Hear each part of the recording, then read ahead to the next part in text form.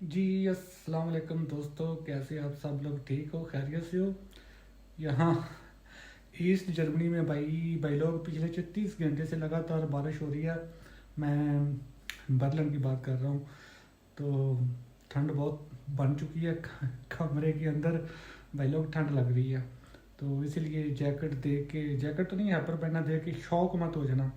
तो दूसरी बात, मैंने आप लोगों को फिर घूम फिर के ना वही ऑपरेशन सिंदूर पे बात करनी थी। यार देखो, Indian media, Indian government, Indian army अपने 140 करोड़ लोगों को डेली कंफ्यूज करती है।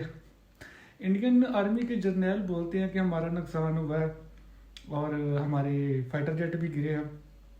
इंडियन गवर्नमेंट कहती है हमारा तो कख नुकसान नहीं हुआ, पर इंडिया में तो एक कांच नहीं टूटा।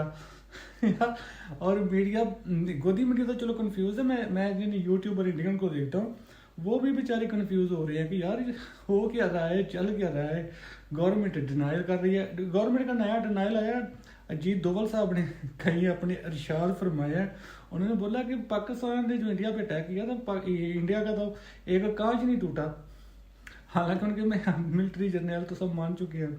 एनीवेज यार, अब देखो, डिफरेंट किस्म के ना जो इंडियन जर्नल लोग हैं ना, so called Indian German journal, sorry German कह गया, जर्नल जो है, वो कहते हैं कि हम पाकिस्तान से नहीं लड़ रहे थे, हम तुर्किया से लड़ रहे थे, हम अजरबैजान से लड़ रहे थे। अल्लाह का शुक्र है अभी इन्होंने सेंट्रल एशिया को छोड़ दिया है, क्योंकि पुरानी दुश्मनी तो इनकी उनके साथ है ना, वो इनके लूट मार करके जाते थे। इन्होंने ये नहीं बोला कि ताजिकिस्तान भी पाकिस्तान के पीछे था, उज़्बेकिस्तान भी पाकिस्तान से पीछे था। 81% पाकिस्तान वेपन चाइना से लेता है, इसलिए चाइना इनकी हेल्प कर रहा था। ये कैसा नॉनसेंस यार बयान है वो आपका। वो एक दिफाई तजिया निगार है प्रवीण सैनी, उसने उसने परसों ये वाज़ह तौर पे एक इंटरव्यू में बोला है कि ये इंडियन आर्मी झूठ बोल रही है और ये सिर्फ बहाने बना रही है कि हम तुर्किया से लड़ रहे हैं, हम चाइना से लड़ रहे हैं। मतलब हम उनसे वेपन लेते हैं, तो इसलिए आप उनसे भी लड़ रहे हो। आप रशिया से भी वेपन लेते हो, फ्रांस से, इसराइल से, अमेरिका, आधी दुनिया से आप लेते हो। तो हम पाकिस्तान ये कहना स्टार्ट कर दे कि हम आधी दुनिया से लड़ रहे थे। कितनी नॉनसेंस बातें करते हैं यार इंडियन जनरल, कसम से। ठीक है, आप दुनिया की फोर्थ बड़ी आर्मी हो, तो आपको तकलीफ है इस वक्त कि आपको पाकिस्तान एक पिद्दी से कंट्री, आप हमें पिद्दी बोलते हो, भीख मंगा बोलते हो, आपको मार पड़ गई है। तो मार पड़ती रहती है भाई लोगों, कभी कोई अच्छा, अल्लाह ना करे आप पे भी कभी टाइम ऐसा आए जब आप पाकिस्तान को कुट लगा दो, तब आप बड़के छड़के मार लेना। अभी आपको मार पड़ी है, मान जाओ। लड़ाई होती है तो लड़ाई में एक को तो मार पड़ती है, तो कुछ नहीं होता, आप बर्दाश्त करो। झूठ पे झूठ, कन्फ्यूजन पे कन्फ्यूजन फैलाते रहते हो सारा दिन।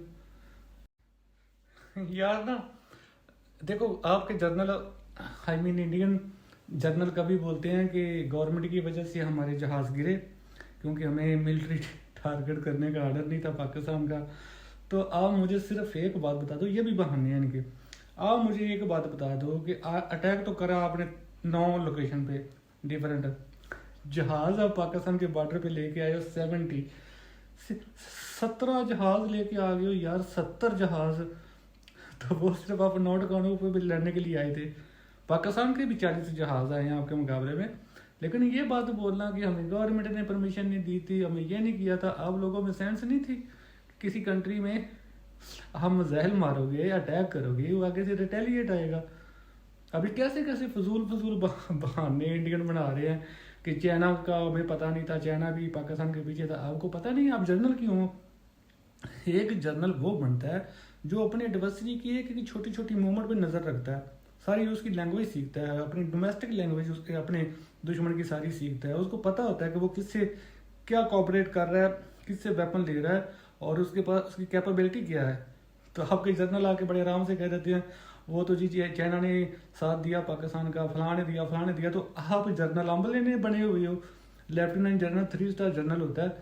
तो आपको इतनी सेंस नहीं थी कि आप पाकिस्तान पे अटैक करोगे तो चाइना पाकिस्तान का साथ देगा, सैटेलाइट से या लाइव इंफॉर्मेशन देगा। तो तो आप जर्नल भाई क्यों बने हुए हो? अगर आपके दो ही एडवर्सरी हैं, इंडिया के दो एडवर्सरी है ना, पाकिस्तान है या चाइना है, तो उनको अगर आपके जर्नलों को इस इतना ही सोचो नहीं पता कि पाकिस्तान का वेपन क्या है, या पाकिस्तान क्या रिटेलिएट करेगा, या चाइना उसका क्या साथ देगा, तो आप मुझे बताओ, आपकी ये सारे जर्नल जो हैं ये संजय सिंह साहब आपका, ये किस चीज़ की सैलरी ले रहे हैं, ये क्या कर रहे हैं, ये किस चीज़ के जर्नल हैं, फिर इनको अगर इतना ही नहीं पता अपने दुश्मन के बारे में तो ये फजूल बातें हैं। अभी बहाने हैं जितने मर्जी बना लो, यानी कि आपने इंडियन अवाम को सच नहीं बताना। बाकी दुनिया में सब कुछ बताओगे आप लोग, लेकिन सच नहीं बताना बेचारों को, अंधभक्तों को। अंधभक्त फिर नारे लगाते रहते हैं, मोदी ऑपरेशन सिंदूर करके पायलट की यूनिफॉर्म पहन के बिहार में जाके वोट मांग रहा है। आप इतने अंधभक्त हो, आपको इतनी समझ नहीं आती कि जब पहला यार मुझे वो प्रोनाउंस करना नहीं आता, जिधर आपके 26 लोगों किल हुए, बहुत अफसोसनाक वाक़या था। मोदी सऊदीया का ट्रिप छोड़ के आया कि अटैक हो गया है दहशतगर्दी का। तो इसको पहलगाम जाना चाहिए था या इसको बाहर जाना चाहिए था? ये चला गया बिहार जाके इलेक्शन रैली में तकरीर कर रहा है। बंदे 26 मरे हैं, उनका अफसोस करने के बजाय इलेक्शन में जाके स्पीच कर रहा है। तो इतने स्टूपिड अंधभक्त मोदी के मानने वाले। हाली हू लालू यार ना, मैं आपको एक बात बताना तो भूल ही गया पाकिस्तानियों को और इंडियन भाई लोगों को, कि पाकिस्तान को मजीद 20 F-16 मिलने वाले हैं। F-16 फाइटर जेट और पूरे 20 के नंबर में पाकिस्तान को डिलीवरी होने वाली है दुबई से। UAE की एयरफोर्स वो पाकिस्तान को दे रही है 20 F-16, और वो जो दुबई वाले F-16 है ना, वो पाकिस्तानी F-16 से ज़्यादा अपडेटेड है। क्योंकि इस वक्त जो अमेरिका F-16 यूज़ करते हैं ना, वो उनका ब्लॉक चल रहा है 73 से 72 तक वो पहुंच चुकी हैं।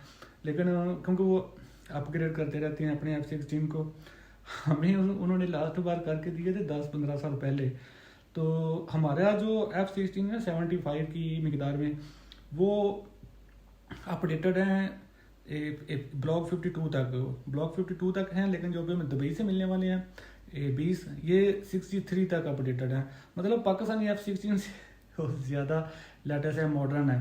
तो अंधभक्तों, हम तो F-16 खरीद रहे हैं, अगर वो 20 आ जाएंगे पाकिस्तान की एयरफोर्स में, तो पाकिस्तान दुनिया की तीसरी बड़ी एयरफोर्स बन जाएगी, जिसके पास सबसे ज़्यादा नंबर में हमारे F-16 होंगे। एक नंबर अमेरिका है, उसके पास 1000 के करीब है F-16। दूसरे नंबर पे तुर्किया है, तुर्किया के पास भी 100-150 है F-16। तीसरे नंबर पे पाकिस्तान आ जाएगा, पाकिस्तान की भी सेंचुरी पूरी हो जाएगी, 100 हो जाएंगे तकरीबन 20 आने से। तो ये एक इंडियन एयरफोर्स के लिए एक बुरी खबर है। तो अभी चाइना से भी हमें जो J-35 मिलने हैं या नहीं मिलने, वो तो वैसे हमें पाकिस्तानी को कम पता है, इंडिया ने ज़्यादा शोर मचाया होगा, पता नहीं चाइना ने देने भी नहीं। तो लेकिन F-16 भाई हमारे आ गए हैं 20, और ये बात अपने माइंड में रखो। और नेक्स्ट मैं अंधभक्तों या इंडियन लोगों को ये कहना चाहता हूँ, हम पड़ोसी हैं, हमें महजब पड़ोसियों के साथ जैसे रहते हैं वैसे बिहेव करना चाहिए। ये नहीं कि उधर आपके यहाँ कोई कत्ल हो जाए तो चढ़ दौड़ो, मार दो, कच्चा खा जाओ, बिरयानी बना लो पाकिस्तान की। तमीज़ भी कुछ चीज़ होती है, तहजीब भी कुछ चीज़ होती है। इज़्ज़त दोगे तो इज़्ज़त लोगे। तो वैसे मैं ज़्यादा अपने इंडियन भाइयों लोगों को नाराज़ नहीं करना चाहता, क्योंकि पाकिस्तान में तहरीक चल रही है, आगाज़ हो गया, स्टार्ट हो गया है, आर्मी के साथ फाइट होने वाली है पाकिस्तानी अवाम की, PTI की। तो मैं चाहता हूँ इंडियन भाई लोग, इंडियन जो मीडिया आज़ाद लोग हैं, मैं गोदी मीडिया की बात नहीं कर रहा, वो तो फजूल ही बोलेंगे, जो यूट्यूबर इंडियन है, वो पाकिस्तान की एक्टिविटी पे नज़र रखें। जैसे जैसे आर्मी हमारी है पाकिस्तानी अवाम को कुट लगाए, तो प्लीज़ उसके लिए मैं आपको रिक्वेस्ट करता हूँ कि उसको हाईलाइट करते रहना आप लोगों ने। हम लोग भी करेंगे, आप लोग भी करना।